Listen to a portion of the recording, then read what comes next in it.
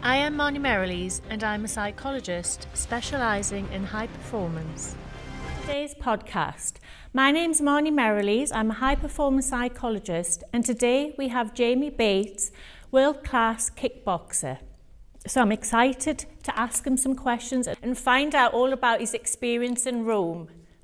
So Jamie is the most talented kickboxer in the northeast of England, with an impressive professional record of 27-8, ranked 5th in the welterweight world rankings, number 1 in the UK in K1, and in the Glory Top 10. Jamie is without a doubt a standout athlete. We have been working together on the psychology of high performance, and I must say Jamie's dedication and commitment to the sport are unparalleled. Currently signed with Glory, the world's premier kickboxing league, we are confident that Jamie's future holds great promise, and we have no doubt he will be a world champion very soon. So I'd just like to introduce Jamie Bates. Hi Jamie, thank you very much for taking the time to be here today. Oh, you're welcome. It's great to be here. So first off, I'd just like to ask you about your experience in Rome last weekend. Obviously you had that fight and you had been out of the ring for a while. Yeah. So I fought in Rome last weekend against a top class fighter. It's been about 18 months since I last fought and I was coming off the back of a loss. I knew what I was getting myself into going into Rome. I was fighting a hometown boy. I knew everything would be against us. And overall, I had a great performance. I thought I won the fight. I got a draw, but I had a great time while I was there. Yeah, I watched the fight and everyone I saw on social media, I think everyone was of the same thinking. You definitely won the first two. Yeah. Third one, people weren't sure. So that would have been a win, wasn't it? So people were surprised when it was a draw. Yeah, I watching it back, I thought the same. I took my foot off the gas a little bit in the third round. I'm not sure why. Can't really remember much about the fight, you never do afterwards. But the first two rounds were dead comfortable, and if the third round I took my foot off the gas, arguably I still could have won it, but I still did enough to win the fight. Mm-hmm. But it was something crazy, 38 degrees inside the arena, so maybe that's why I took my foot off the gas in the third round. I can't remember, I'll have to watch it back properly to see. Yeah, and for those that have those listening and watching who don't really know about the rounds of kickboxing for a competition, do you just want to explain how it works? So it's 3 by 3 minute rounds, and the point of K1 was always for the TV. So there's no clinch, or very limited clinch, and it's all out action. You can actually get in trouble off the referee if you're not being active during the fight. So you've got to be very fit. 3 by 3 minute rounds doesn't sound like a lot, but it is, and then it's 5 by 3 minute rounds for a title fight.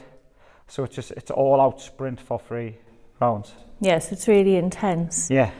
So obviously you mentioned that it was a draw and that you thought that your performance was solid and that you did really well. So just talk a little bit about that. Have you had time to reflect upon your performance? I've had time to reflect on my performance. I've had time to feel sorry for myself.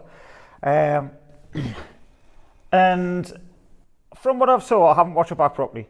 I did some very good work and I did the best I could while I was in there, and I think that's all that matters. My opponent wasn't engaging that much with us, so I didn't have that much to go off. It was all I feel like I was carrying the fight, especially for the first 2 rounds. So I did the best with what I had during the fight. I know when I was watching it, the camera went on to his team and they looked very shocked.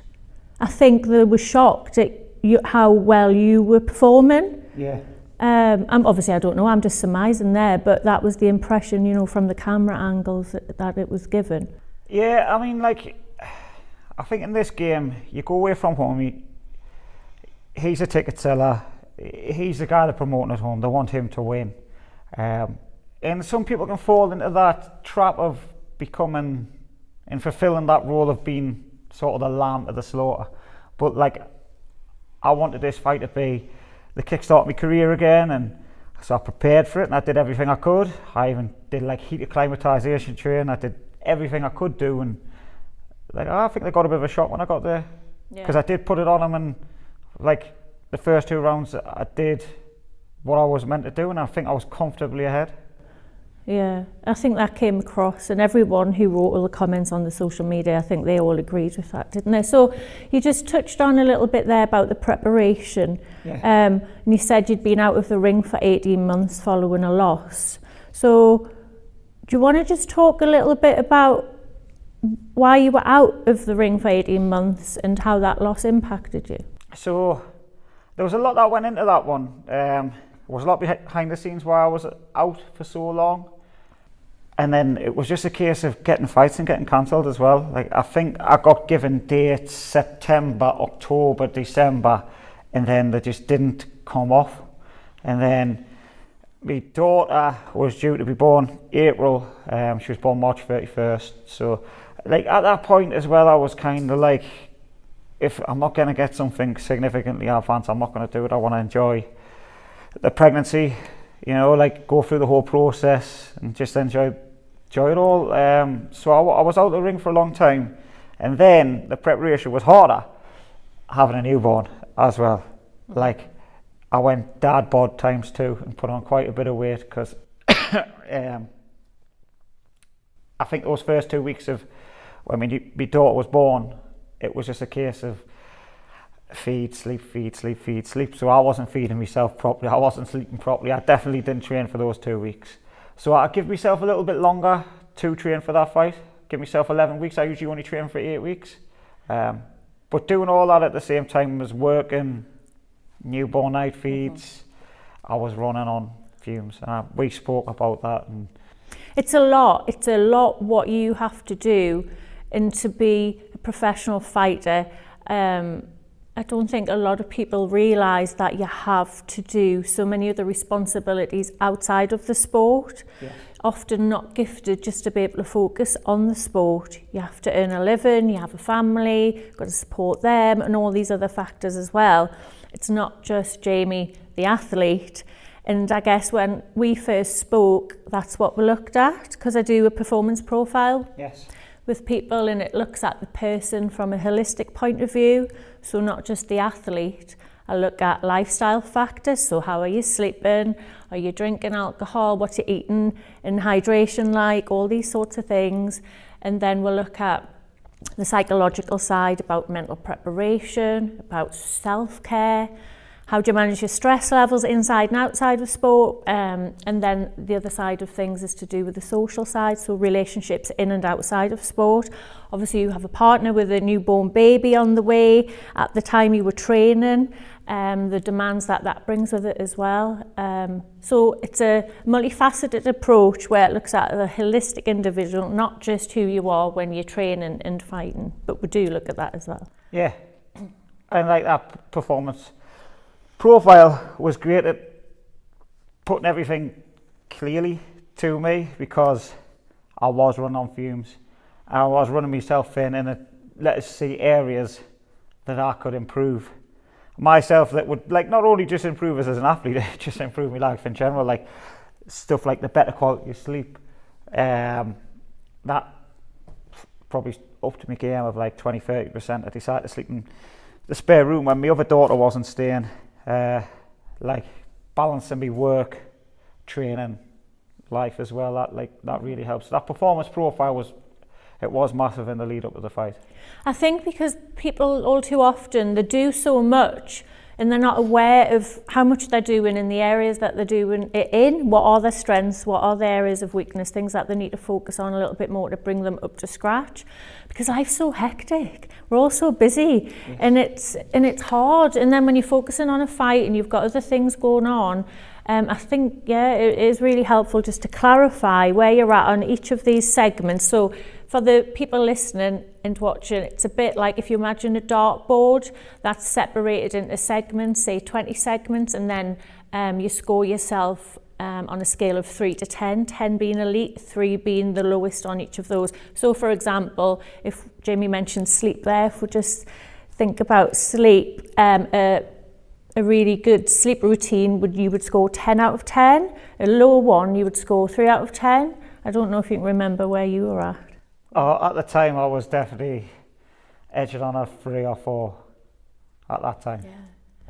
So we made some suggestions, didn't we, on how you could improve that? Yeah, and like it was massive for us because I was just driving myself into the ground. Like leaving the house at 8, not getting back in until 9, 10 o'clock some nights, and trying to do all that on 2 hours sleep, 3 hours sleep, disturbed sleep. Like, I always know how important sleep was, but I didn't realise how important it would be at that point. You know, because I took a lot on with having a fight and a newborn at the same time. So I just needed to get everything else in place to allow my body to do that. Because like it didn't just affect us physically, it like affected us mentally as well.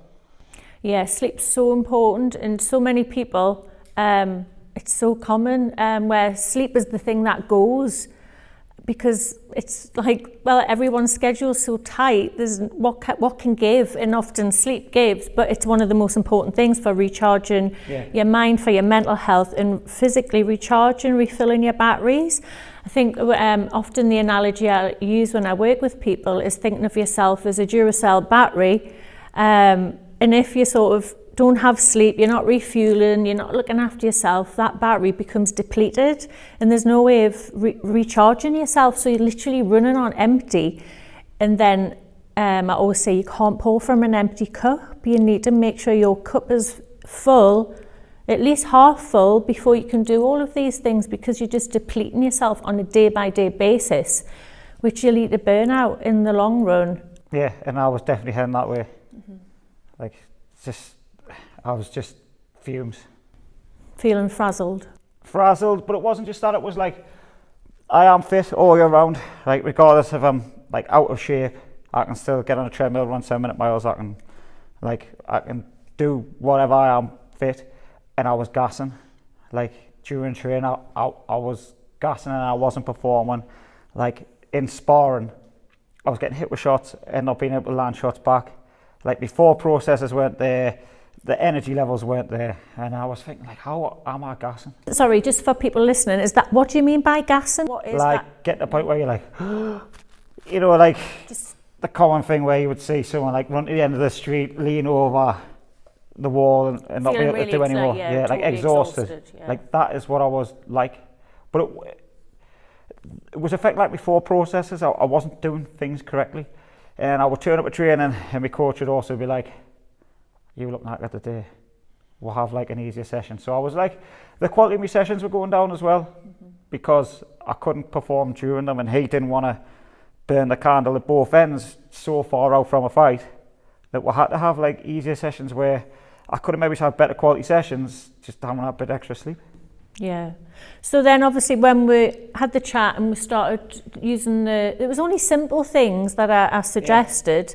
I think it was, the first one was an eye mask, earplugs, sleeping in the different room, so that you would be able to get some good quality sleep, so that you were able to function and perform in training the next day. And so you went into the next room and it made a massive difference. Actually, the first time I went into the next room, I was pretty excited. I was like, I set my alarm clock for like 8 or 9 hours after going to bed, and I was like, oh, I'm going to get a full 8 or 9 hours here. And then, like, to be honest, the next day I felt brand new when I was training. And it just kick-started us off again, give us that boost. Because then when you have that full sleep and you wake up feeling brand new, you can put more into your day, more into your training. Yeah. And then you have another good night's sleep, and it just compounds on that, doesn't it? And your thought processes are better as well. Like, not just physically, but mentally. Going into everything's a bit better when you've had a bit better sleep. Yeah. When you've had some sleep, good quality sleep, your thought processes definitely are better. You're sharper, you're quicker, you can see more clearly. Things seem to be in a more positive light, whereas if you haven't had a sleep, sometimes it can be like dragging yourself through the day, can't it? Yes, definitely. Too much caffeine as well doesn't help. No, that's trying not to do good that. either, is it? Because we did mention that, because you were fueling yourself on caffeine, and I suggested you stop drinking caffeine after 2 o'clock to help you then get to sleep better on an evening. Yeah. And you just mentioned there, we looked at PMR, so that's progressive muscular relaxation. Yes. So just for those listening, it's a technique that's used. It's a non-sleep deep rest recovery technique that we use with athletes. It's really good for helping people get to sleep, and it's really good for helping relaxation, so it's restorative as well. So you can practice this for like 15 minutes throughout your day, and you will have a restorative feeling in your body and mind. And it's really simple to do. You tense and relax, don't you? Yeah, like, and so literally. You just talk through it as well, aren't you? So. Yeah. So there's instruction, it's actually on my YouTube channel, it's the non-sleep deep rest if you want to listen to it. But it starts off by some deep breathing. So this is the key to it. Any sort of relaxation, the deep breathing is key. So you're breathing through your diaphragm. So can you remember what we did? It's like a hand on your tummy and a hand on your chest. And the hand on your tummy is supposed to move out more when you breathe in. So that's like 4 seconds in, isn't it? And 8 seconds out. Yeah, that's right. And if this hand on your chest is moving, you'll find that you're shallow breathing. So what that does, it speeds your heart rate up and your breathing rate up without going into too much detail as to why that happens. But if you can draw the air into the bottom of your diaphragm, it opens up the chest cavity so the heart rate can slow down, your breathing rate can slow down, which helps get you into that relaxed state. And then when we incorporate the tensing of the muscles for 15 seconds and then relaxing, that helps educate your body as to what tension feels like and then what relaxation feels like, because all too often when we're walking around like coiled springs, you forget. You don't realise you're carrying tension in your shoulders, or like you don't need to hold a pen like this or hold the steering wheel like that. You can just hold it and be effective in holding it with less tension, because over the day, especially when you have such a busy day as you and such a hectic training schedule, what happens is all that energy that you're expending unnecessarily by holding on to things too tight, carrying tension in your shoulders, it accumulates throughout the day and it takes away from that battery. So it helps empty the battery. So if you can just use the minimum effort that's required to carry out the task in hand, you help save energy. And if you do that on a day-by-day basis, you're helping from that battery discharging, so you're keeping your cup half full. So, and did you actually use that? I've used it, a few times. I use it like especially the day before, the night before, like I told you I was having trouble sleeping, like they put us in like a crazy noisy hotel, and I just needed something to help us switch off. And like it just helps switch off even if you don't get to sleep. It's as if you just like recharge your batteries a bit. Because it also gives you rest from your own head. Because you're following that set of instructions. So even just for those 15 minutes that you do, 10-15 minutes that you're doing it, because you're focusing on the set of instructions and you're doing it, whatever's going on inside of your head silenced, isn't it? So it just gives you a nice respite from your day. So that's good. And then it doesn't take very long. No, it doesn't take very long, and the benefits that you get from it. I know people say it's really difficult to find 10-15 minutes through your day. But you can't find it. You can always find, like I am mentally busy sometimes. I'm working my best to try and like reduce that, but I can definitely fit 10 minutes in my day to do it. Because the benefits are so profound, really, aren't they? You do really feel it, and the more you do it, the more effective it becomes, and because the more you can identify tension within your body, and you can just zone into that part and just release it. So what other mental preparation did you do leading up to your fight? So leading up to the fight, the mental preparation, we did the visualization, and I was doing it myself and it was great, but then we actually ran through together. Like you were saying things like, you could say like your muscles twitching. Can I just, for those listening who don't know what visualization is, just explain a little bit? So when you're using imagery or visualization, you are essentially picturing the image in your mind's eye. So there's two ways of doing it. You can either look as if you're watching it from behind your own eyes, or you can picture it like you're watching yourself on a TV screen. So there's a couple of ways of doing it. And when go on, I'll let you say about your visualization.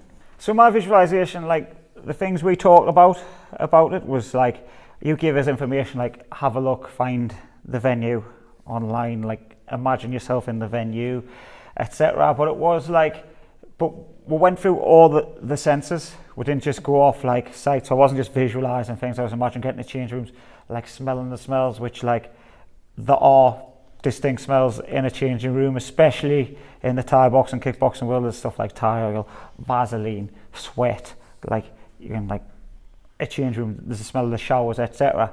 But we went through the whole process of like getting on the plane at Newcastle Airport, landing, getting picked up, arrived in the hotel, weigh-ins, rules meetings, arriving at the venue, getting my hands wrapped, standing behind the curtain, round 1, round 2, round 3, and then visualising myself win as well.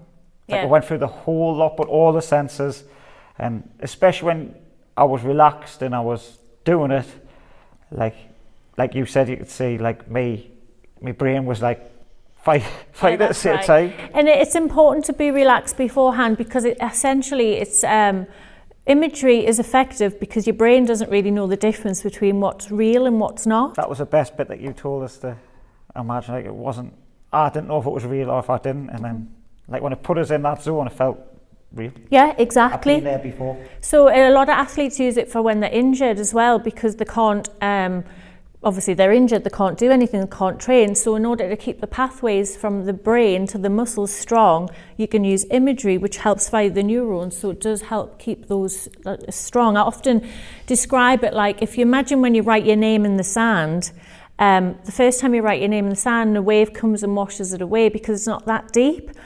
So that's sort of when, and if you like have a really ingrained skill, obviously like you do, because you've been doing kickboxing since you were so tiny child, so your like brain to muscle pathways are really, really strong. Yeah. So the imagery actually for you is really, really effective, because it's like writing your name in the grains of the sand over and over again. So it's very deeply ingrained.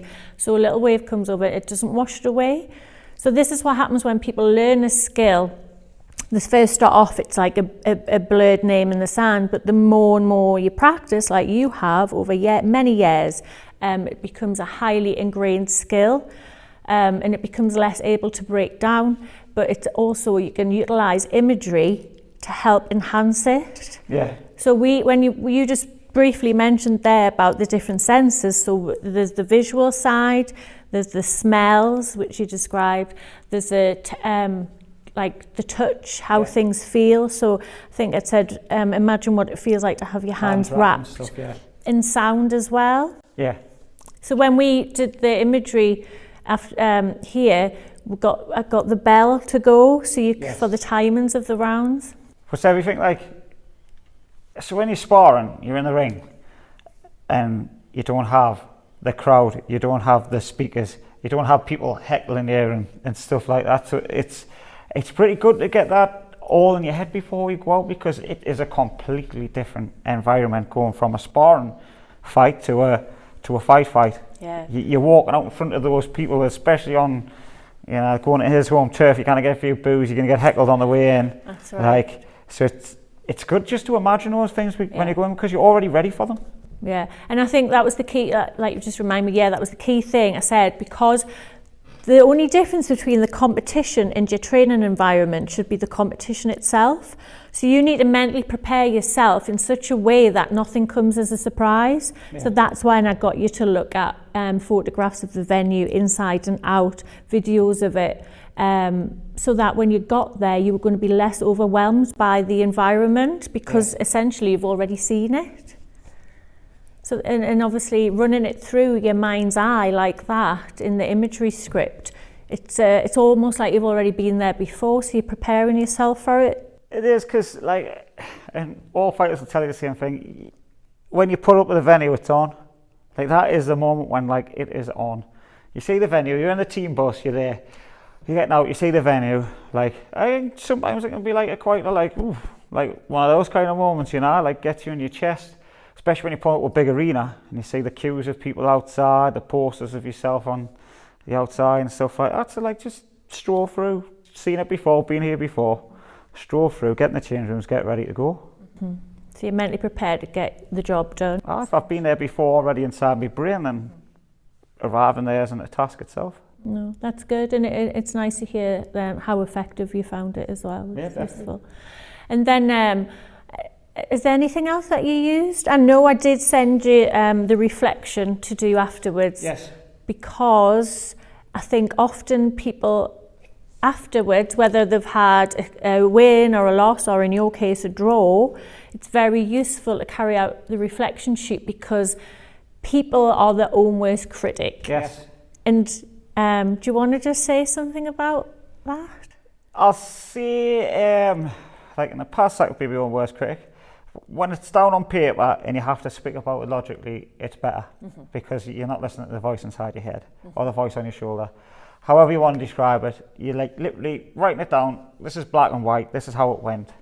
And then you can read it and associate it better than having that voice inside of your head that goes, oh, well, this went well because of that, or this didn't go so well because of this, or like this was crap, this was good, this was, etc., etc. Like all those daft things that you can get. Yeah, because often people they can wear rose tinted glasses, as in they could think they are better than they are, or they could wear tinted glasses where they're criticising themselves all of the time. Yeah.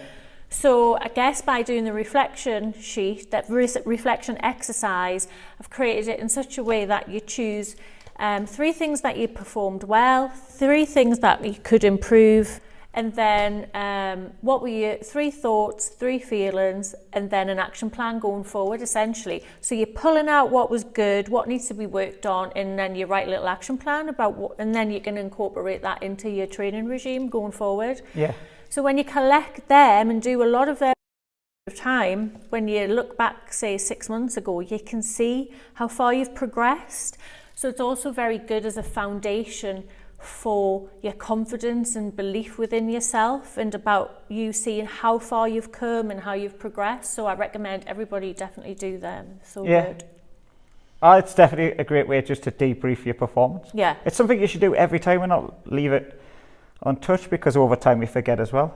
Exactly. Over time you forget, and you progress so fast over time that you don't really see how far you've come. And I think it's a good, it's nice that when we're all reminded, actually, like way back then 20 years ago, this is where I was at, but this is where I'm at now. And you're like, really? I have come a long way. Whereas often you just get caught up in who you are today. Yeah. So Jamie, we've just been talking a little bit about your fight and how you prepared for it. So can we just ask, first of all, how you got into kickboxing in the first place? So I got into kickboxing through my dad. He's had like a sort of martial arts club ever since I was born. And it was kind of used as a creche for me when I was a kid. You know, like childcare wasn't there. So when my mum wasn't looking after us, I was in the gym with my dad. And I started doing like the kids' karate classes and jiu-jitsu classes and stuff when I was like 4, 5-year-old. And I came through, and then when I was about 7 or 8, I remember my dad asking everybody else in the gym like if they wanted to fight, like kickboxing. I think I got a bit jealous, and I went, "I'll go on and I will." And then I didn't know what I was letting myself in for. And then that's how it started. And that was my first fight when I was 8. And I've been fighting for 26 years now. It's a long time, isn't it? It is a long time. So when you were 8, can you remember anything about that? I vaguely remember it. It was just fighting. I had no idea what I was getting myself into, really. I don't even know if obviously it was a long time ago. I don't even know if I sparred leading into that fight, if I'd ever done a sparring session, ever. I'm assuming I'd done something remotely close to it. I remember getting in the ring thinking, what do I do? And I think he was at the other side thinking, what do I do? Because we were 7 or 8-year-old. Like, it's crazy to think 7 or 8-year-olds are having fights with each other. And I think I just ran across the ring and kicked him a few times. And like, obviously, I think I wanted it. I was a bit more game than what he was at the time, and that's how I ended up winning that fight. And I don't know, I just progressed from there after that.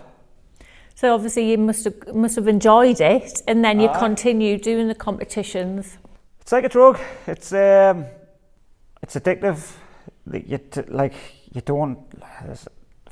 For me in my life, there's no other feel of being alive and stepping out them curtains and walking down to the ring, ready to have a fight. That's it. And then what do you replace that with? You know, like obviously I've got so many other things in my life I enjoy, but this is just something different. This is this is just who I am. Yeah. So it's part of who you are. It is now, definitely. Yeah. And so you talk about about how good it feels when you step in the ring to fight. So how did it feel when you hadn't fought for 18 months without that? So, without that,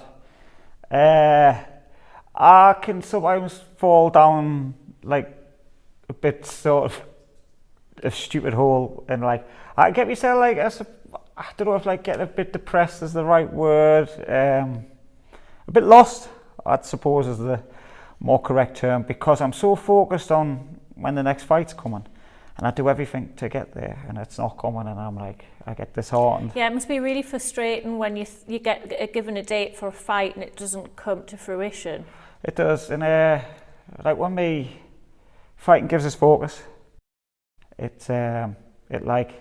keeps you switched on. It's the best version of myself, and like sometimes outside of the fighting, like my mind can do away with itself and start like, I don't know, sort of playing tricks on us to, I don't know the best way to describe it. And it's, I know we talked about it a little bit. It's a bit like having a dark wolf on your shoulder and a white wolf on this shoulder, and sort of the white wolf's all the good things that you do in life, and the dark wolf sort of being negative, critical of yourself. Yeah, like I can be a very critical person of myself. So I definitely see mental health suffers in between fights. Definitely. No focus. There's that old saying, no fight, no life. So yeah.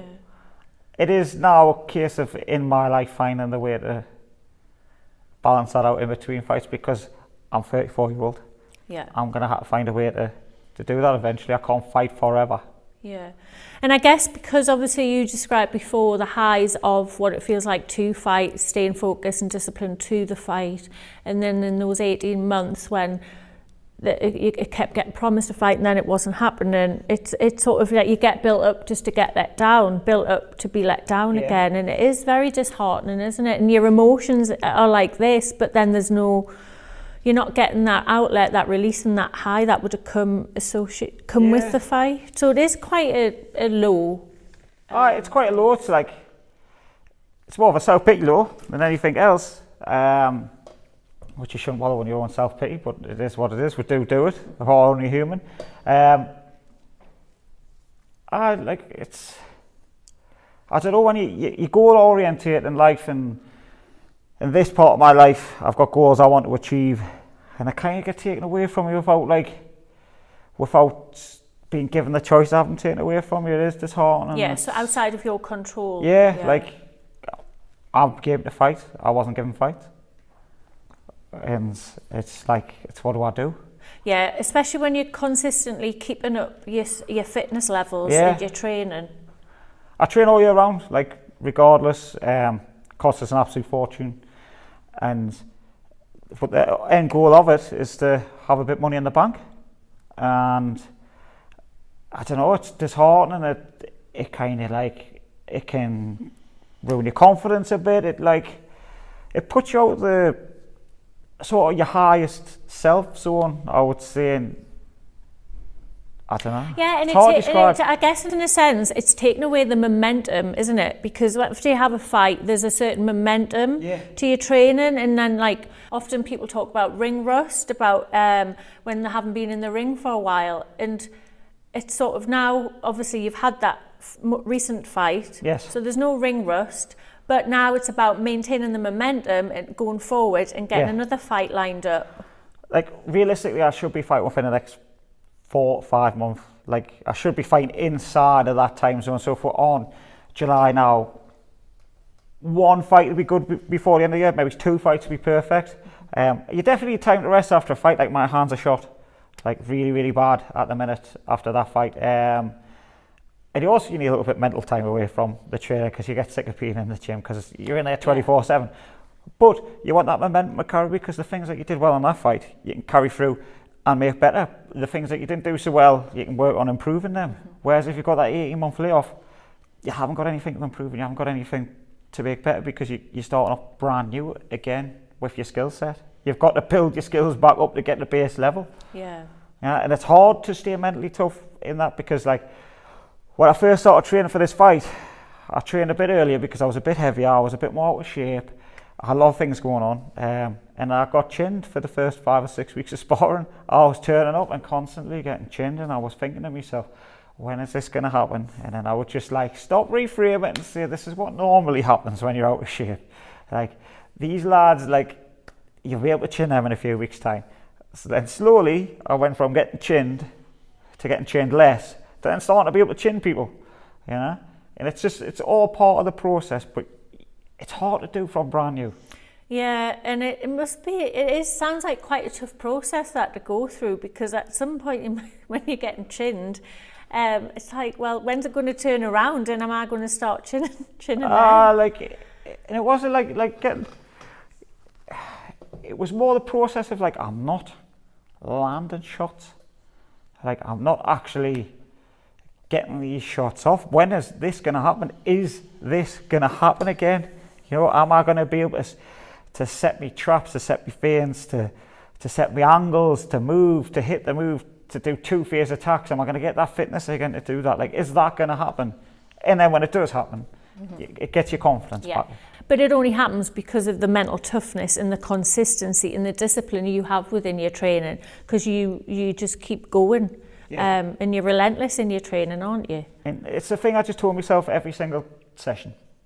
Whether I was doing my cardio, my strength, my pads, my sparring, whether they went well or whether they went bad, I was like, right, there's an extra 2% in the bank.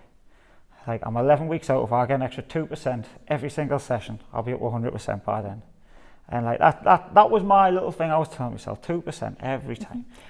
And it's a very good way of looking at it, because what you described there is a performance goal. So you're comparing your performance now from your previous performance, and that every time you were going in, you were getting 2% better yes. all of the time. And you had timed it so that come fight day, perfect. You'd be 100%. Yeah, it's perfect. Like I felt, I was firing. I don't think I got out of breath in that fight. Like I was fit, I was landing shots, I was accurate, my defense was back. Like it was great. But you have to like be mentally resilient enough to go through that. And not just mentally, like your mental resilience puts you through the training, because the training is harder when you're not fit. Like so much harder, because you're doing your techniques wrong and you're struggling to do them because you're getting exhausted quicker. Like it's so if you get fatigued, your form suffers, doesn't it? Yeah. And like it's famous saying as well, during a fight or during sparring, fatigue makes cowards of all men. Like when you're sparring some fit kids who've got fights coming up, and you know you're knackered, and you know that they're not knackered, you've just got to put your hands up like that and take it for a few rounds. You're like, oh, when's it my turn? When's it my turn to go back and give it? You know? So that all comes with building the fitness, and then once you're just fit building again, everything. The whole, like you can't sacrifice any of it. It's all got to be there. We've mentioned this before about when you're in the ring, there's no hiding, there's no escape. It's you there. So when you've just mentioned there about everything needs to be spot on, it does, because you'll be found out. Yeah, like you will get found out. If you've spent your training camp going on the drink, you're going to get found out. If you've been avoiding your sparring, you're going to get found out. If you've been skipping on your pad sessions, skipping on your cardio, you're going to get found out. Like there'll be a chink in your armor. You're best off just going in. This is why when you see lazy fighters, I'm like, how can you be lazy? It's not a good environment to be in, unprepared at all. And especially you've got some strong dude in front of you who's more than capable of punching your head in. Go in there fit, get yourself out of that situation, or come out safe. Exactly. It's a dangerous environment to be in the first place, even when you're sort of scoring 10 out of 10 on all the boxes. Yeah. But to sort of sell yourself short by letting yourself down by not being disciplined to maybe do all the pad work that you're supposed to do, or the fitness work, because you've chose to go out on the drink or something like that. Yeah. And there's no hiding, and it is dangerous. It's a very dangerous game. See fighters getting hurt all the time. We've talked a little bit there about how you got into kickboxing. So how did you get to the level that you're at now, sort of world class? A big amateur pedigree. Like I say, I fought from the age of 8. And then I was 19, I turned professional on the sort of a different rule set of kickboxing, and then advanced from there. Just started off, I never fought grassroots level. When I turned pro, I was fighting, like I was 19 fighting like men my age. Like it was a bit daft really, because I was always fighting against stronger men, probably at a weight class that I shouldn't have been at. So I'm grateful for my upbringing in the fighting, because I was constantly against it, so I'm not fazed by it now. Someone's in front of us who's strong, someone's in front of us who's going to take your head off. I'm fine, like I can deal with that. Whereas you get a lot of fighters these days are happy to fight journeymen, coming all the way through, and then they fight a real live opponent and they shit themselves. You know, like that's what happens. I'm not that guy. Like luckily, my dad was the one who put us into all these fights against at least like big tough men, and realistically maybe I should have had some easier fights coming through, but I didn't. So I had all those fights, and then in 2014 kind of got my big break on Super Combat, same show Mickey Terrell did. We were fighting in Romania. I won, he won. I won this 4-man tournament, and winning that 4-man tournament at the time on that promotion was a big promotion. It was a big deal, and it got us recognised by all the other promotions, and then eventually it led us to fighting on other promotions in Russia, all over Europe, and then I got signed to Glory in 2017, and I beat their number 5 on my first fight. Yeah, so what ranking are you now? Because of the fight, with it being a draw, how does that work? I'm not sure how that's going to affect me internationally. I'm still UK number 1. I have been for the last 10 years. And that must make you feel good. It does make us feel good, but you know, in terms of the UK, like I've put myself out there. Like I was the one banging on promoters' doors, sending emails, sending messages. Can I fight? Can I fight? Can I fight? And in my early 20s, I was constantly going Russia, Romania, Switzerland, like France, Denmark, Holland. I've been all over the world fighting the hometown boys in the backyard, doing my apprenticeship, getting my name out there. So like I believe I should be number 1 as well, because I've put the effort in, I've knocked on the doors and I've done the work. I've had it hard coming through. Like I'll give myself a pat on the back for that, because definitely. I have had it hard coming through fighting people in the backyards, because there's a lot of sort of backhand dirty tactics that go into that as well from promoters abroad, which I dealt with and I'm more experienced for now. Yeah, so I guess along that journey that you've just described, you've learned a lot of lessons. Some of them you probably didn't even want to be less schooled in, but you have been schooled in them and you're wiser for it. And then, I like it. The fighting career, like the things I've learned through my fighting career have probably shaped me into what I'll be as a coach in the future. Like I've learned it all, I've seen it all firsthand. Like I know what to expect from the promotion game, from the management game, from the weight classes, like everything that goes into fighting, you know, it's prepared me for a future in coaching when I'm done. Because maybe there's upcoming fighters out there listening and watching who are sort of have no idea about that part of the sport. Like you haven't got a clue about it until you've done it, until you've been there and done it and you've seen it. Like you see the good, you see the bad, you see how a fighter should be managed, you see how a fighter should be trained. You look at weight categories and stuff like that, and you can't do it unless you've experienced it. And I've experienced it. And the only way to get the experience is to put yourself out there like you did. Yes. Mm-hmm. And it's hard, but I've got it in the bank now. Yeah, it pays off in the end. And because of all that varied experience of going to other countries as well and fighting them in their hometown, it's made you a stronger fighter, hasn't it? Strong, mentally tough. Yeah. I mean, this fight you've just had at the weekend, you went to Rome again, their backyard. I was in Rome, I knew what I was getting myself into before I went, because I've been there and done that a million times now. Like I've travelled abroad. It's not like everybody's like, whoa, you get to travel abroad, you see all these nice places and this and that, and it's like, but there's a lot more goes into it than that. You've got to like make sure you're fed properly and make sure you're rested properly. You've got to find your weight cutting facilities.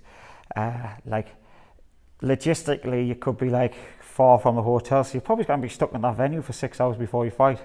Like you've got to be prepared for all these things that go into, because at the end of the day, you want the best performance. Like bearing in mind, I've travelled like 20 odd hours to get to Russia, like with layovers in hotels, and then like I remember one time we had like, it was so much, 20 odd hours with the delays and stuff. Got to Moscow, travelled 6 hours from Moscow to a place called Arel, weighed in, fought the next day at like 5 o'clock, legs like lead, underfed, like stuff like that. And I don't know, I'm just prepared for it now. In order for, I mean, you want to go in there and you want to perform your best. Now, if things aren't set, we talk about preparation, like not just mental preparation, it's making sure everything else is in place. So if you go somewhere and things aren't in place, and it just makes things really more difficult. Like you said, your legs are heavy. Oh, like everything's more difficult, especially if you've never experienced going abroad before. You just expect everything to be on a plate. Like you do at home, like, oh, I'm just going to have my chicken and rice. I'm just going to go and do a salt bath to make the weight cut. Sometimes there's not a bath there for you to get a hold of, so you've got to be resourceful and go and find some sort of weight cutting facilities or compromise, and then like finding restaurants, etc. Things, there's a lot goes into it when you fight abroad. And this is good information for people who are potentially looking at going fighting abroad.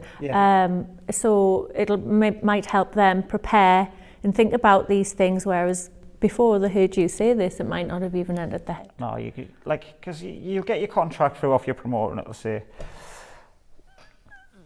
there's you and your coach paid for food, transfers, flights. You think, oh great, that's everything sorted. I've got nothing to sort out. You've got loads to sort out.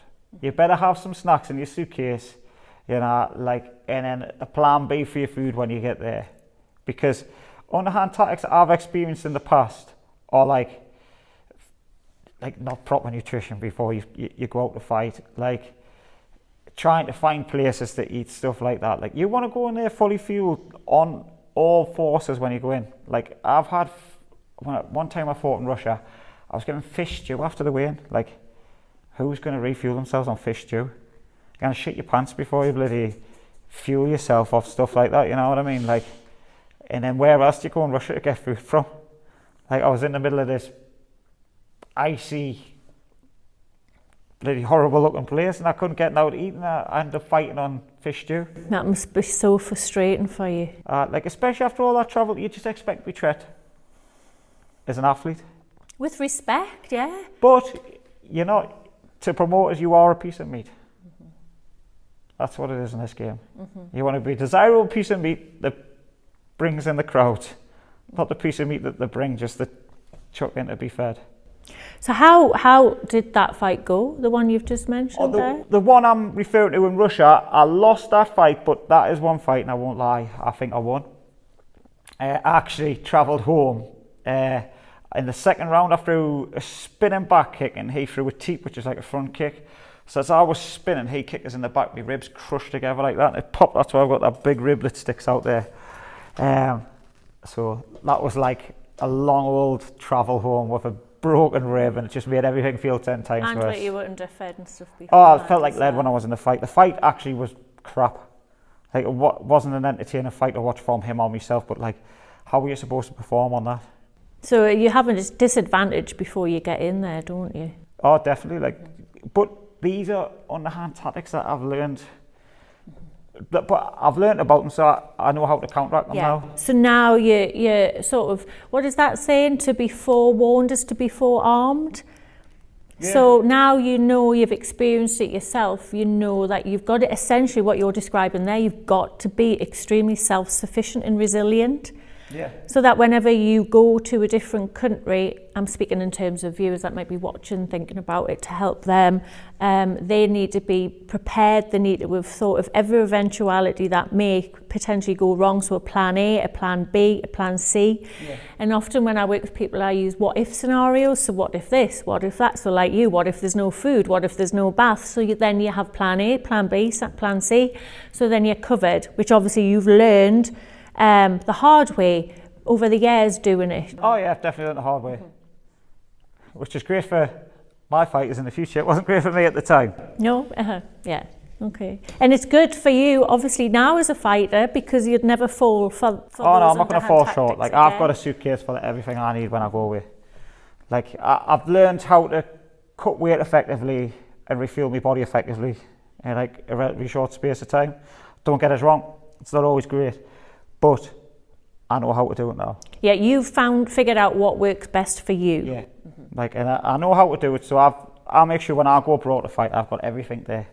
Like, and even little things like if the hotel I'm stopping is crap, I'm going to just go straight on booking.com, book another hotel.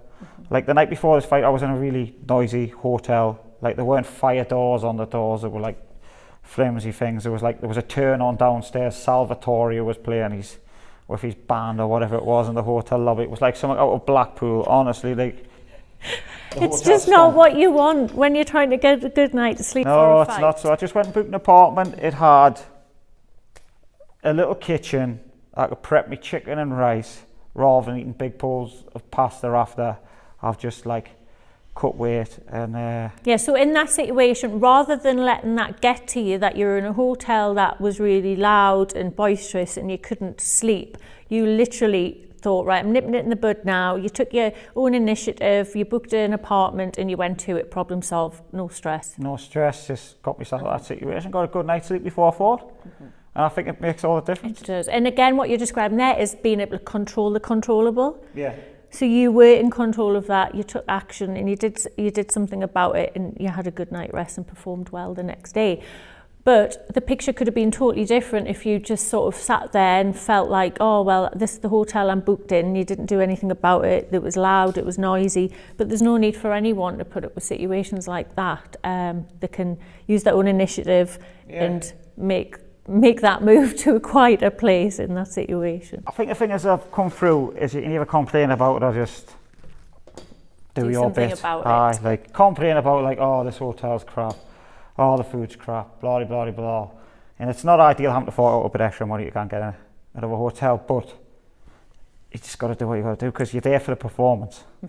Like, so just look after yourself. Exactly. So you've just got to do everything that you can within your power, within your control, to look after yourself so that you're going to be able to perform optimally when it's your time in the ring. Yeah, exactly. Yeah, with what you have available. And if you take little things away with you, if you haven't got to worry that you can't access them when you're abroad. Yeah. Perfect. So,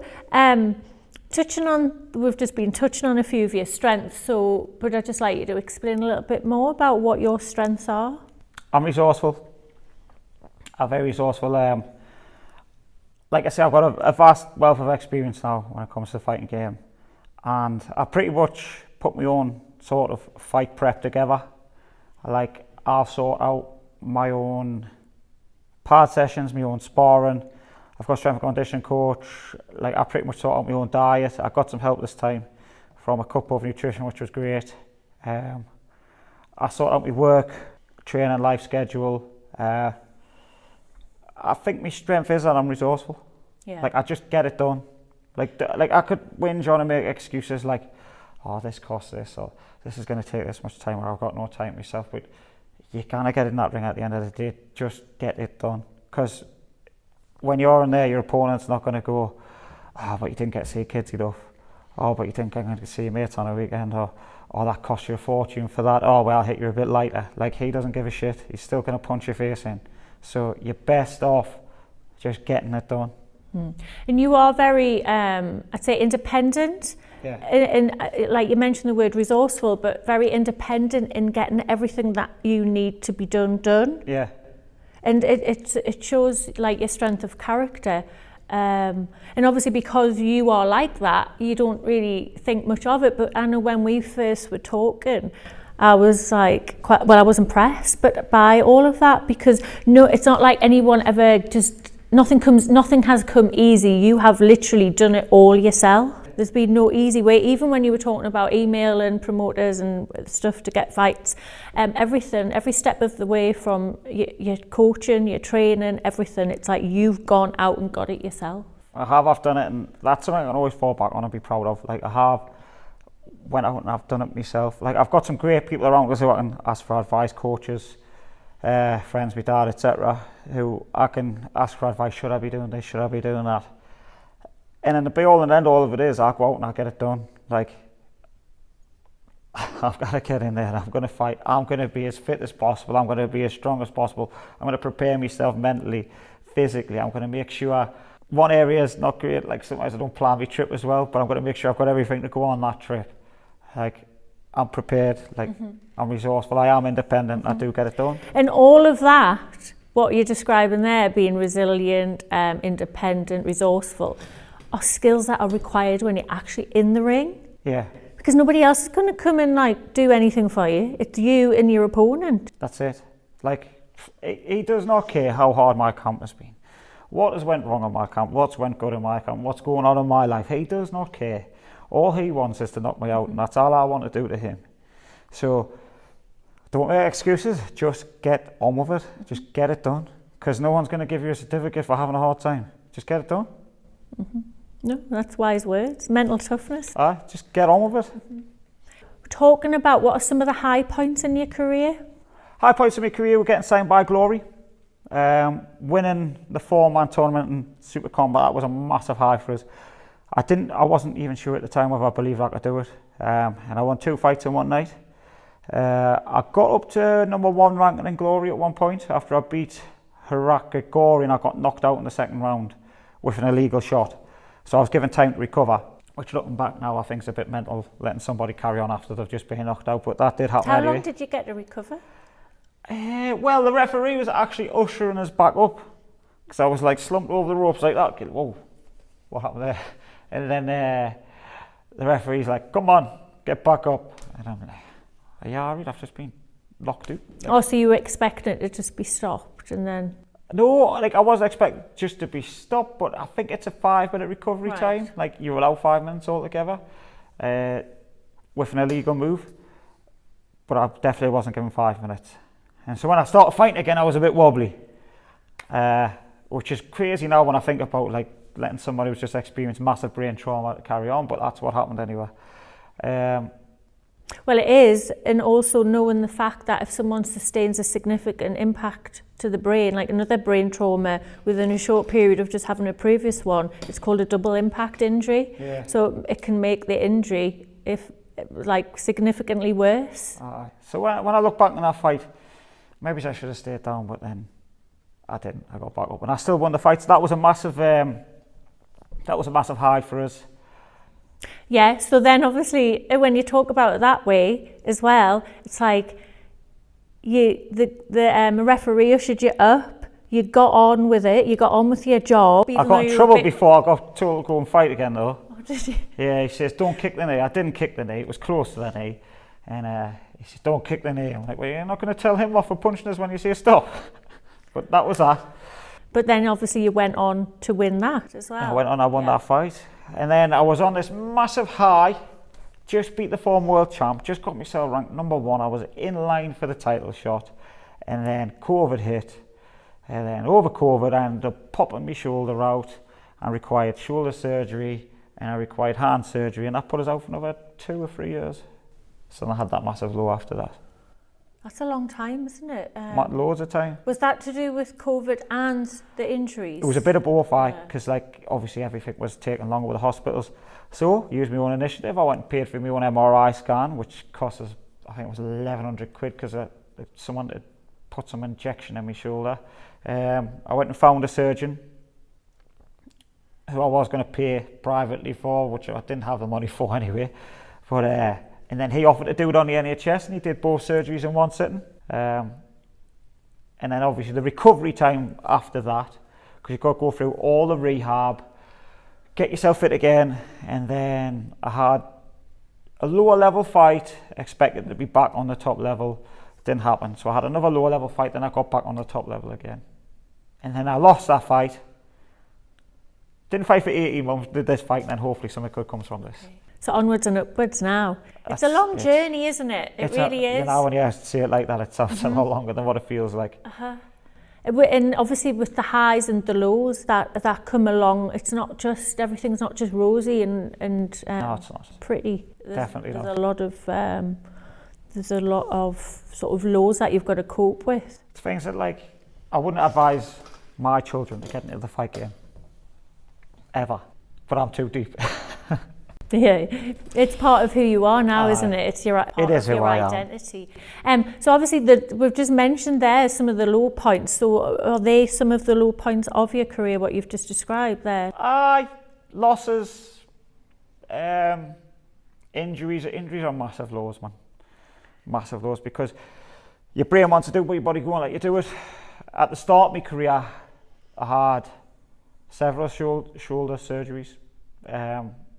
And I was fighting at the same time, which realistically had made them a lot worse. But at that time, it was a different time, and we didn't know what was going on with my shoulders as such. And we certainly didn't have the money to go private or anything like that to go and get them seen to. So,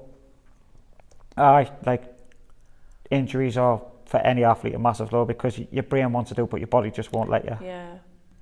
And then it's about being able to get yourself to fight and fit again, isn't it, after you've had the rehab? It's not just that, it's like you've got to wait for the physio, you've got to wait for the MRI scan, and you've got to wait for a surgeon to accept your surgery. Then you've got to get your surgery, then you've got to do all your rehab, and then you've got to get fit again. Like, that whole process is like, unless you've got loads of coin to throw at it, it's a 18-month process at least. But even then, it's still, you've got to allow your body time to heal. There's a process, isn't it? There's nothing can speed it up. I mean, obviously, the correct treatment and appropriate rehab helps speed it up as fast as it'll go, but your body just takes as long as it takes to repair. Being an athlete, you're often self-employed. So after my last shoulder surgery, which was three or 4 years ago now, I was straight back to work 2-3 days later doing pad work with one hand.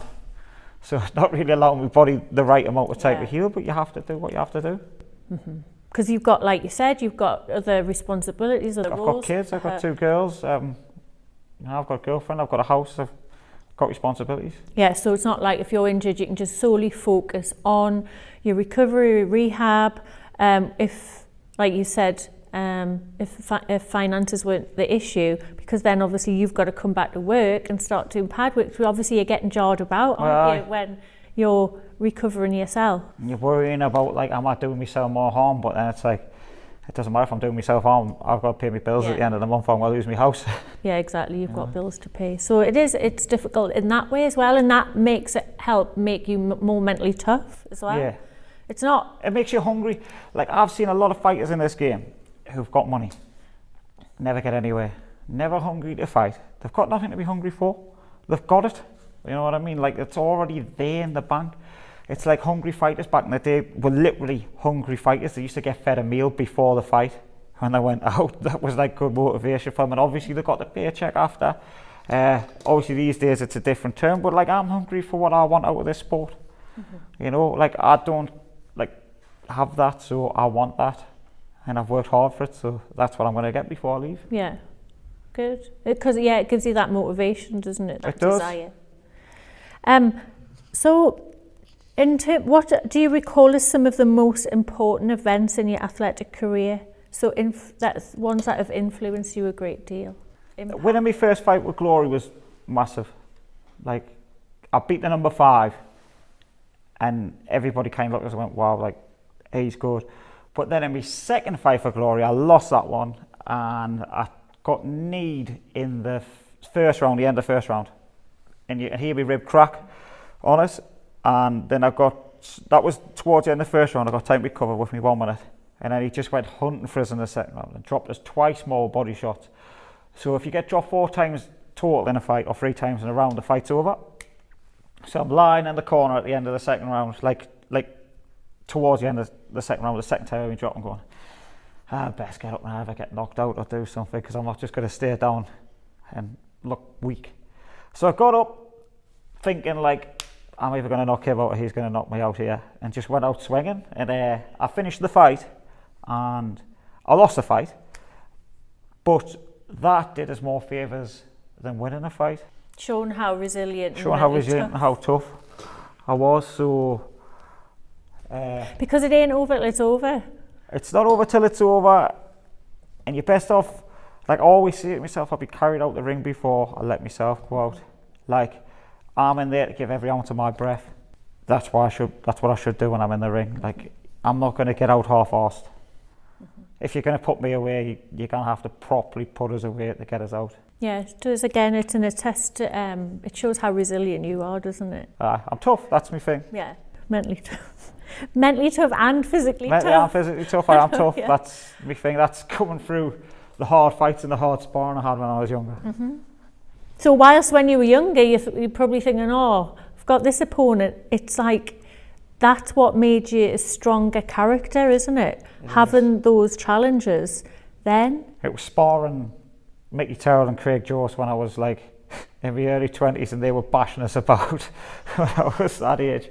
And I knew, like, when I was sparring them two were like the lads at the time. Well, obviously Mickey's still the lad now. And I just knew, like, my opponents weren't going to do nothing with us.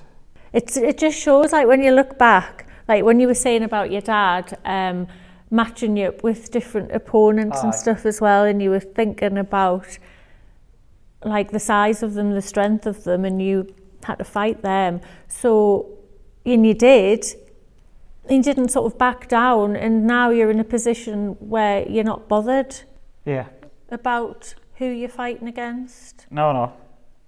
At all.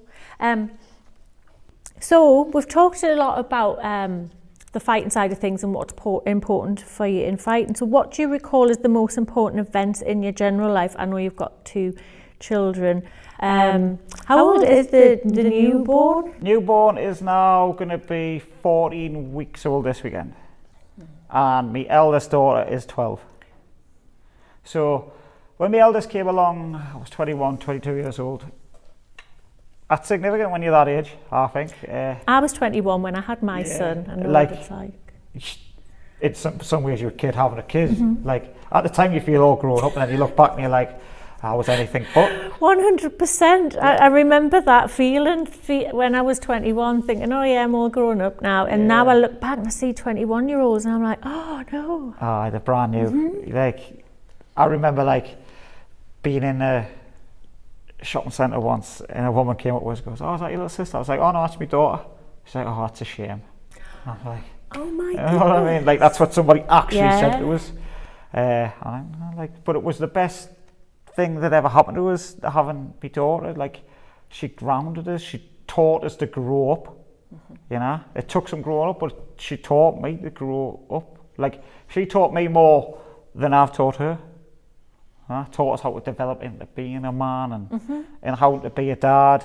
And to be responsible for for a life. Yes. And like, we've had an incredible relationship all the way through, and like, she's like my little best friend. And now she's a big sister to a newborn, and she's brilliant at that. And that's another big moment in my life, another huge moment in my life, because I'm doing it all over again, and now I've got somebody else to provide for.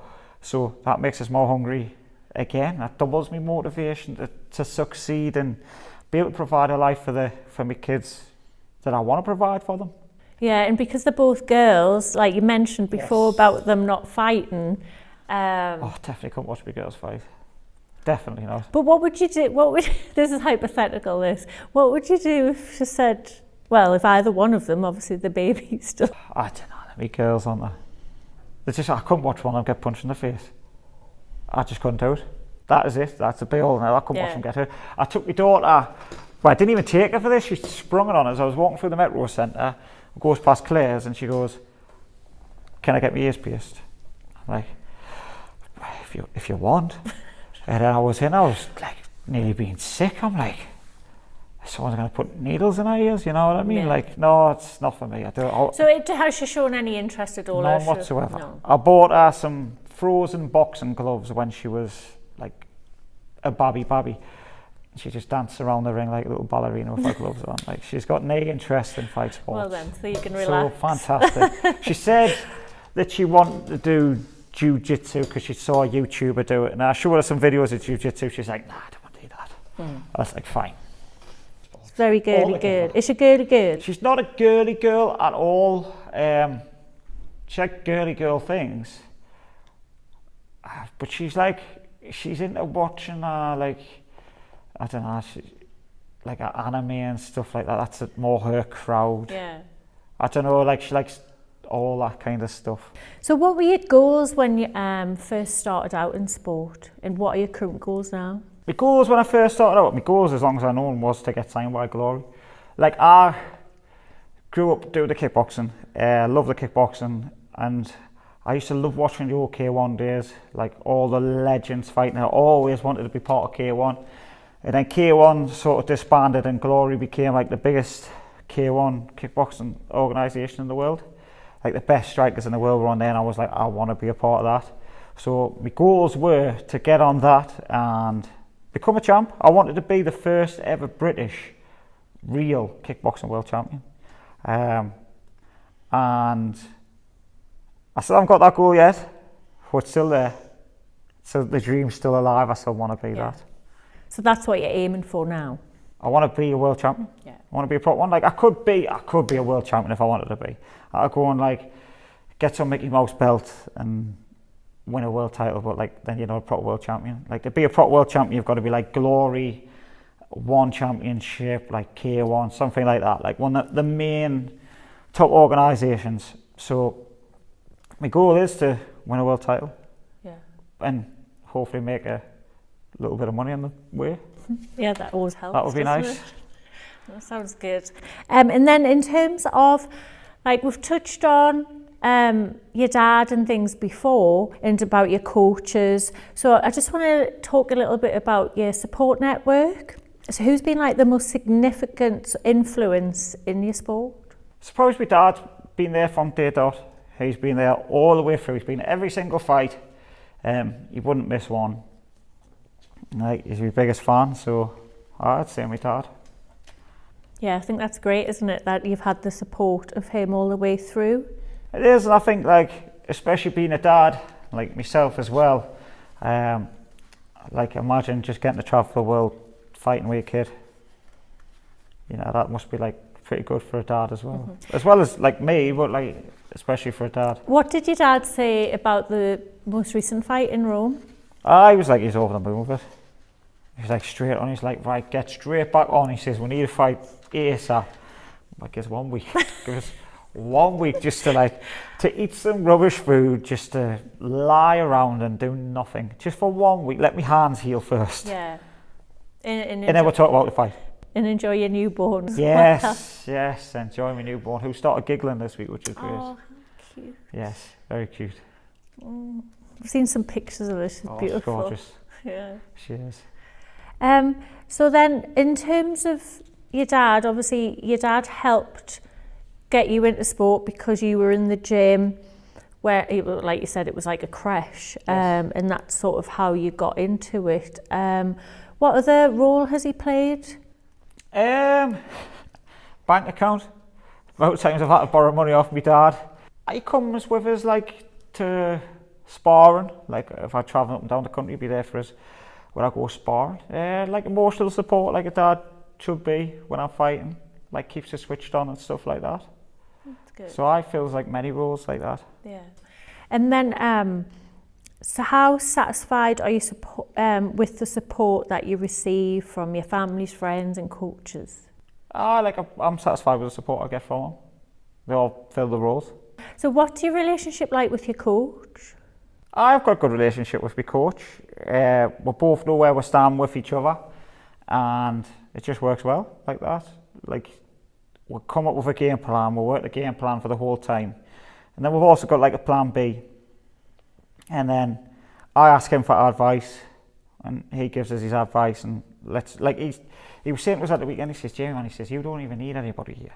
He says, like, you know what you're doing, that's not me being big-headed, this is literally what he was saying. I'm saying, you don't understand, I do need somebody here. Like, I need that voice, I need that advice. And we all do, Yeah. It's nice to have that, isn't it? Of course you do, it's like, you do need a coach here. It doesn't matter how good you think you are, or how good you don't think you are, you need a coach there. So your coach, was that, because I saw some photographs of you getting your hands wrapped and then obviously in the ring. Yeah, that was Jordan, yeah. Right. Aye, that's Jordan, my coach from Twins Academy at Trimden. So like he's been my coach the last probably about 3 years-ish, around about that. And now we'll just go on and talk a little bit about lifestyle factors. Right. So how do lifestyle choices such as diet, sleep, alcohol and exercise contribute to your overall performance? So, fight camp, as everyone calls it these days. I like to call it fight prep because I think that's cringy as out. To be fair, no alcohol. When I first heard the terminology fight camp a few years back, I used to think you all used to just go off somewhere. Like that's like, what a fight camp was. Like the Klitschko's had their own fight camp in the Austrian mountains and stuff like that. Now people are having the first fight and going, oh, my fight camp. And I'm like, oh, my eyes are rolling. I'm like, just whatever. You know what I mean? So I just call it fight prep. That's probably just because I'm old and bitter now. But that just is what it is. Right, and I know I'm not the only fighter out there who gets cringed out by people saying, "Oh, you in camp?" I'm like, don't use that term around us. Okay. I'm not in a tent, right? I'm preparing for a fight. Right. Okay. Right, but anyway, I've got that point gone anyway. Sorry, what was the question? So, how do lifestyle choices such as diet, sleep, alcohol, exercise contribute to your overall performance? Right, so they should be maintained all year round. But one thing I will do when I'm training for a fight is, as long as my weight's not too bad on a Sunday, depending where I'm at with my weight, if my weight's like pretty good, I might have a full day of eating relaxed.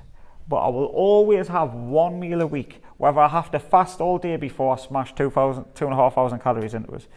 I'll have that one meal to look forward to at the end of every week. Because sometimes when you train for a fight, you've got nothing else to look forward to, right? Like you've got no social life. You're not seeing your family members, you're not seeing your kids, you're at work all the time. Like if that one thing in your week is going to Nando's, is having a Sunday's dinner, is having a tub of ice cream, then just have it. If you have to sweat for another half an hour in the sauna, just do it. Because like it gets you through mentally, but definitely no alcohol, nothing like that during the fight period. Yeah. Because often you do hear of athletes, not just fighters, drinking before competition. Well, not directly before competition, but in that training period. Like, I mean, realistically, if you can handle it mentally, the fact that you've just been on the piss 4 weeks before a fight, you're probably going to have like a bad training session on Monday, Tuesday. You'd be back on normal by the Wednesday, Thursday. But in my head, that wouldn't sit well. I'd be probably sat in the change rooms thinking I shouldn't have been on the drink 4 weeks ago.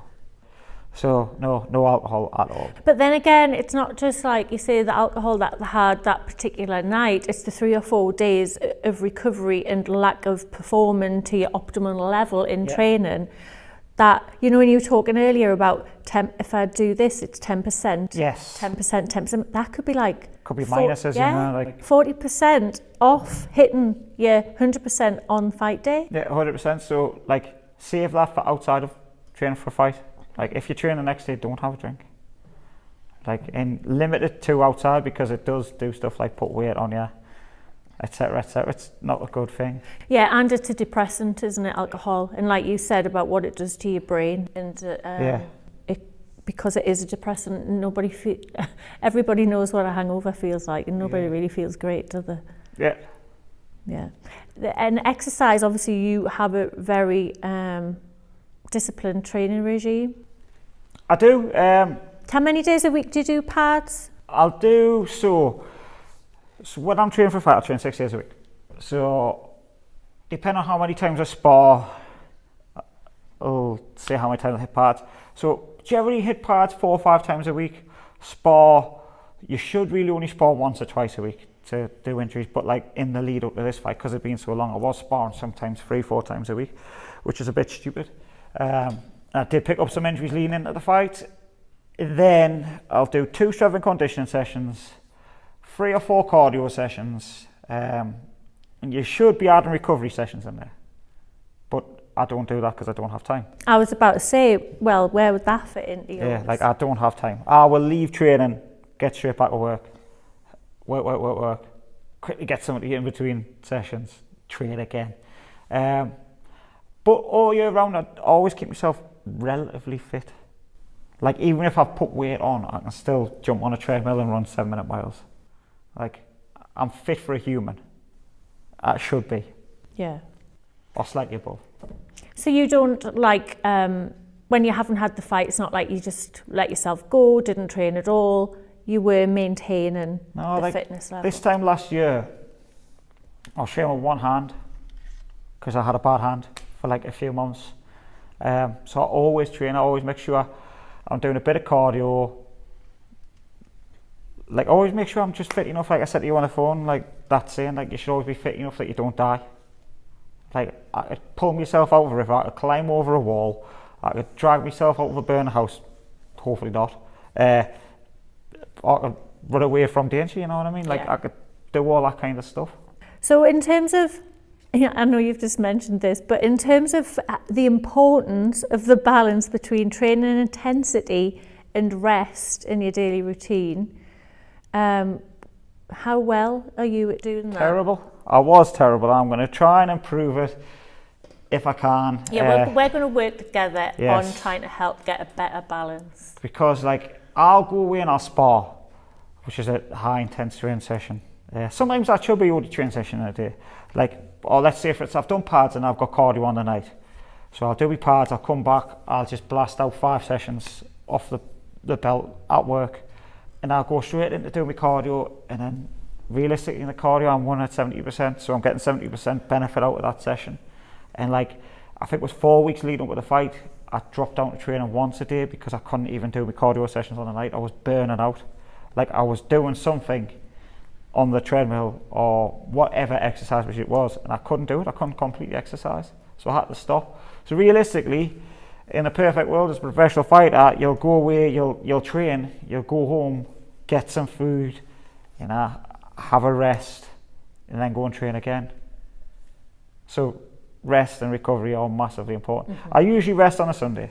But for you, because you're having to do work as well in between your training sessions, it's currently just being go, and a newborn. And like, it's like, oh, do I want to go and like chill for an hour? Do I want to go and spend time with kids? I want to go and spend time with kids. And if I get 1 hour a day to build a relationship with my newborn daughter, like that's what I'm going to go and do, you know? Yeah. And I guess spending time with your newborn daughter, with your 12-year-old, it depends on what like activities that you're doing with them. But you can use that as sort of rest and recuperation time. Definitely. Can't you? Like, I mean, at the minute, my newborn's not running all over, so that's all right. Not yet, just not. Not yet. So I've got all that to come, but at the minute it's chill. But I'm going to work on improving that. And I've got a few ideas in my head to make me work-life training balance better. Yeah.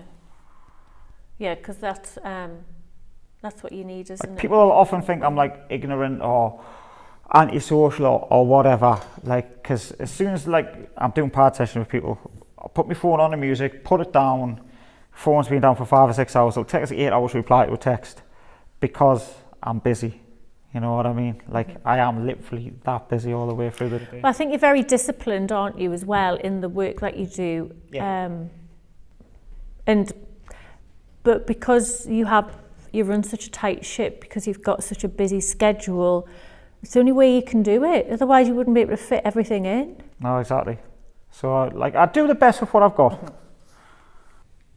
So then, in terms of the psychology side of things, obviously we mentioned before when we first started working together, we did the performance profile. Yes. And then we've touched on the visualization and the PMR before the fight. But what is there anything else that you do that helps prepare you mentally for a fight? So in terms, like for example, like what were your thoughts and feelings? How do you deal with that? How do you cope with pressure? That sort of thing. Sometimes it's just a case of airing those thoughts and feelings that you get, because like in like we spoke, it's like the way you describe the good wolf and the bad wolf. The good voice is on your shoulders, and the bad voice is stopping those thoughts, reframing thoughts like, am I good enough? Am I going to be rusty? This injury's happened. Is it going to affect us in the fight? Like, and then it's answering those questions with backed up evidence of like, so I've been injured before, far worse. I've done that. Am I going to be fit enough? You've just trained for 11 weeks. It's impossible not to be fit enough. Also reframing my terminology and the stuff that I use going into it as well. Yeah. So we used CBT, so cognitive behavioural therapy, which is what you've just said. That they're identifying your thought, your unhelpful thought or negative thought, and then stopping it. And there's strategies that you can use to stop it, which could be saying stop, clicking your fingers, imagining a red stop sign, for example. You've just got to be imaginative and do what works for you. But then trying to reframe it, and you do that, as you were just saying, looking at presenting evidence of past experiences that refute this dark thought or unhelpful thought into a more positive way of thinking. So when you're like, am I going to be fit enough? Of course I am. I've just trained for 11 weeks. Yeah. For example. So it's not as easy as just saying, of course I'm going to be fit enough, because your brain doesn't kind of believe that. You need to give it evidence, you need to back it up. Yeah. And there's such simple strategies and techniques, but that can help you become aware of the thoughts that you're having, and then you catch yourself and you're like, actually I'm being really like critical of myself. Like, where did that even come from? Like, just stop that one there, nip it in the bud before it manifests itself into something else. Yeah, before it becomes bigger, and that's a key point what you've just said. Nip it in the bud straight away before it sort of starts running riot inside of your head, and then it's like it infects everything. It's like a virus, it goes everywhere. Yeah, exactly. And often I'll say this now, the word jellyfish, because now everyone will have thought of a jellyfish, and that's how you have to think of your brain. It's like you've got to be really careful of the thoughts that you're telling yourself, because your brain believes them. So you have to be kind to yourself, not just like hairy-fairy kind to yourself. You just need to be saying more positive and helpful things to yourself, because you're not doing yourself any favours if you're going to be a critic of yourself. No, give yourself a pat on the back every now and again. Work hard enough for it. Exactly, yeah. Credit where credit's due. Yeah. Obviously, you mentioned your pre-performance routine, which would have been the routine that you did just prior to going into the ring. Yeah. How was that? What? So my pre-performance routine, right? So like, obviously I start off the day, you know what's on. Like you get the nerves, you get everything else. I get the venue, and I went to sleep for a good hour and a bit. Got up, music's on, hands are getting wrapped, start getting the good vibes going around the changing room, and then about an hour before, start stretching out, mobilising, and then we'll do pad work. We'll work on the things that we've been working all the way through the fight, and then I don't get hyped till 10 minutes before we go out. Like, I think we discussed, was it your heightened levels before you go out? Is like, do I be too calm? You just want to be like at that right state, and then it's pointless being at that state an hour before and burning myself out. So 10 minutes before, we're still behind the curtains. It's like, right now it's go time. Switch on. Like, get ready to get in there and get the job done. So you've just mentioned when we were talking about optimal level of arousal for your best performance. So I describe it as a bell-shaped curve. Yeah. So for your optimum performance is in the middle of the bell-shaped curve. So your arousal level is it's different for every individual, and by developing self-awareness, by doing reflections and all this sort of thing, and just learning by your own performance over the years, you also realise where your optimal level of performance is for you as an individual. Yeah. Some people perform better a bit more aroused, whereas some people perform better a little bit under aroused. Yeah. But it's different for each individual, so you've got to find what is your sweet spot. And you see that with fighters. Some fighters are so laid back, some fighters are so up behind, and it's what works for them. Yeah, and it's a journey of self-discovery. It is. And that's like obviously part of my role as a high performance psychologist. That's what I help people do. I help them develop the self-awareness of when do they perform optimally, and it involves so many different elements of the individual, like going back to the holistic profile that you talk about. So in terms of your music, because obviously did you use music at all to prepare? I did use music to prepare, because we used the track that I walk out to, and so like it's the same track I've used for years, Kasabian Clubfoot. So it starts off slow and then it goes boom, and then you're in. And then, so like, even just using that music and just, it takes you in that zone of standing behind the curtains.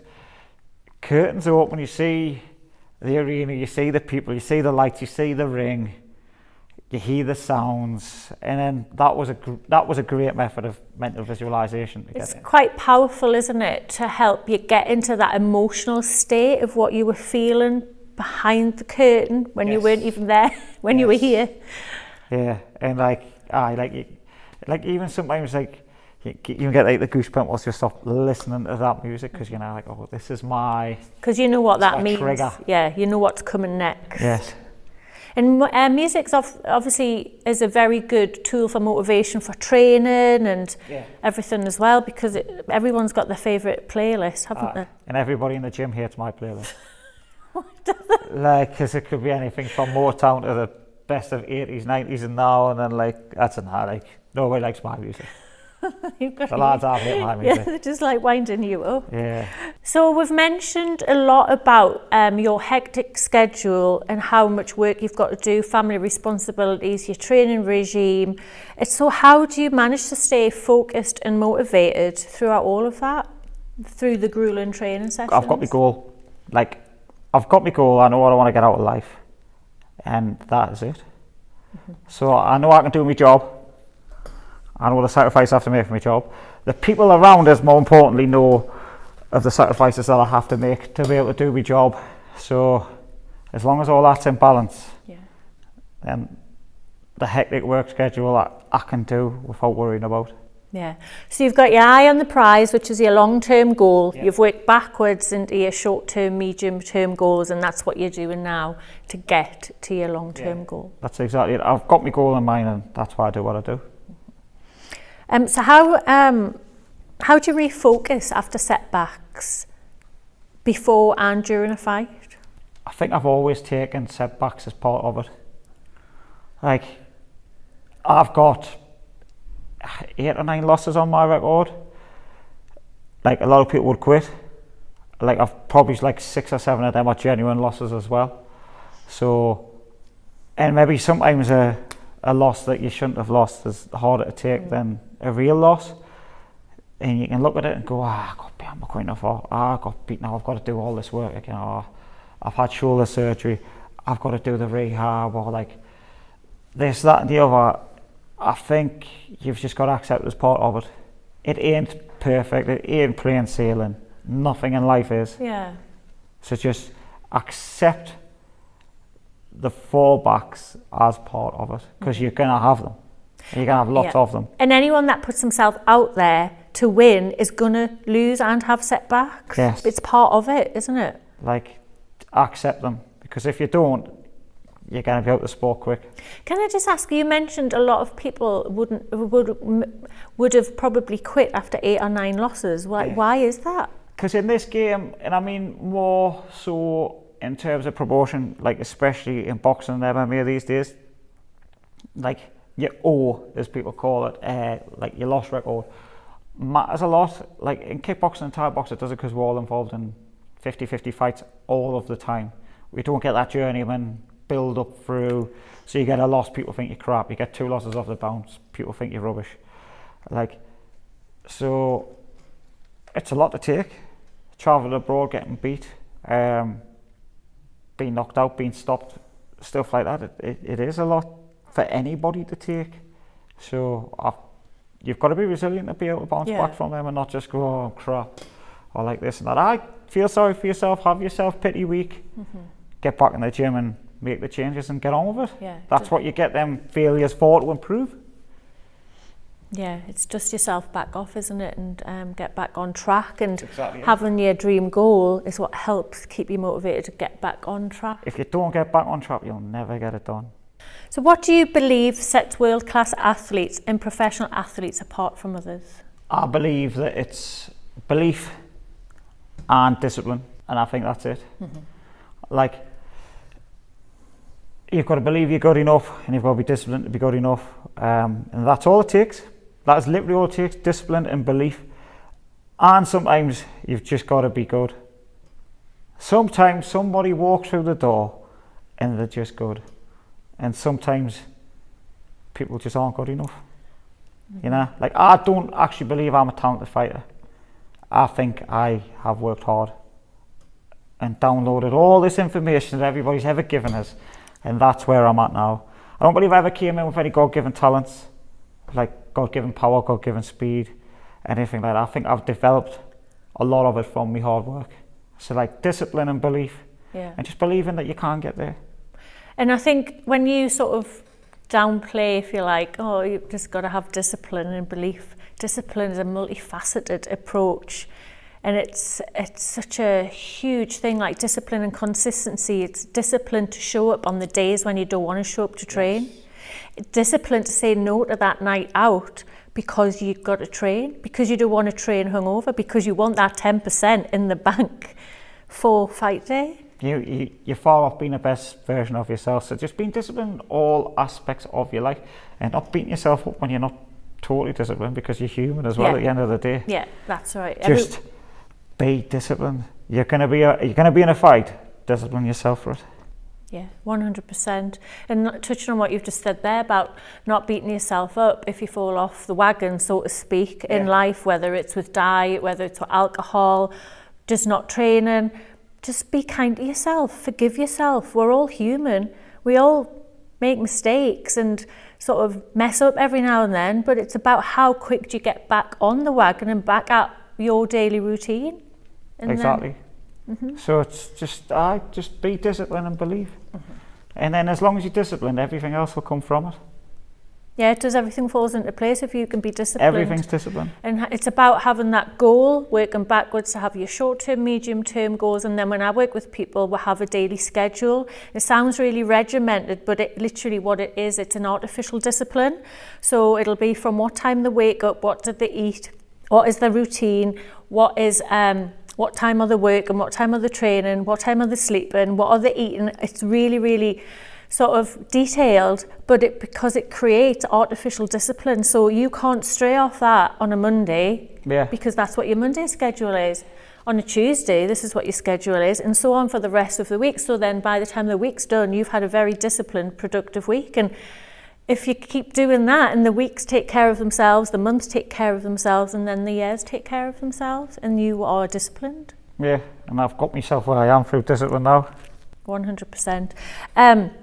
So what advice would you give to someone striving to become a world-class athlete in any discipline? Baby steps.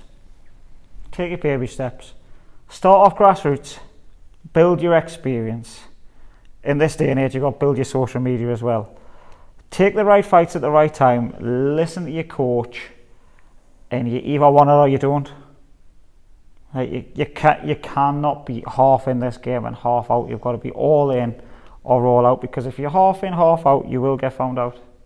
So just, if you want to be this game and you want to be a world-class fighter, be in it until you don't want to be in it, and then get out, because you'll get found out.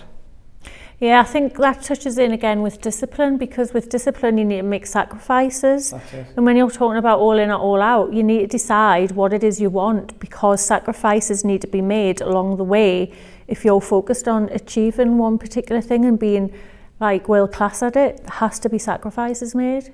It does, and like, especially with discipline as well, it's be disciplined enough to allow yourself downtime, allow yourself social life, allow yourself family time, allow yourself your own time, you know, but make sure it all fits into balance, and that when you've got a fight coming up, you're getting the work done, and you're not going into a fight prep massively overweight, you know, massively unfit. Yeah, and you haven't put the hours in. You haven't put the hours in. Just make sure you're consistent all year round, and then when the time's right, go through it, then simmer back down.